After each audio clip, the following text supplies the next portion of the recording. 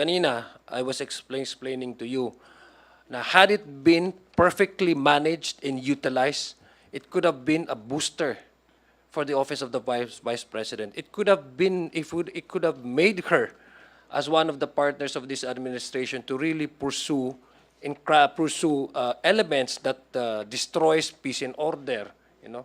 Whatever policies that this administration would like to pursue, to counter, like for example, terrorism. Kasi yun naman ng confidential intelligence funds, bubuwagin mo yung hindi magandang elemento. And pag nagre-reflect po yan sa kanilang proposal sa NEP, yung pondo, we assume it and we approach the budget as presented to us with the belief na ito'y will be done yung sinasabing principle of regularity.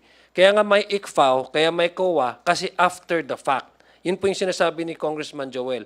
Pag na-implement na itong pondo, doon natin malalaman kung tama ba yung paggamit nito at merong bang hindi tama sa pag-implementa nito. Klaro, nung binigay po sa kanya itong pera na to, pinagkatiwalan ng taong bayan, hindi po niya ginamit ng husto at maayos ayon sa joint circular. Kaya nga po, the more reason for us to hold her to account.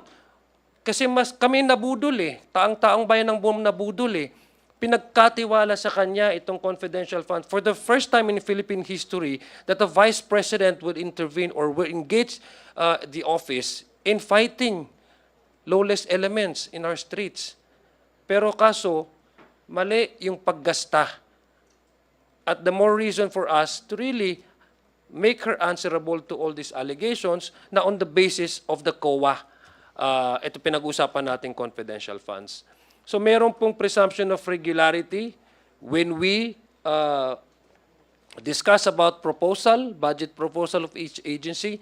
And again, secondly, it could have been a perfect opportunity for the office for the Vice President to really impress the public that she really is fighting lawless elements. But unfortunately, when she was entrusted with these funds, she did not make use of it in order to pursue the agenda of fighting corruption, but doon po napunta kina Miku Harina, doon napunta kay Grace Piatos, doon napunta sa pagbibigay reward sa mga chairs and tables, doon napunta sa pagbibigay reward sa mga medisina na klaro na labag sa joint circular ng COA.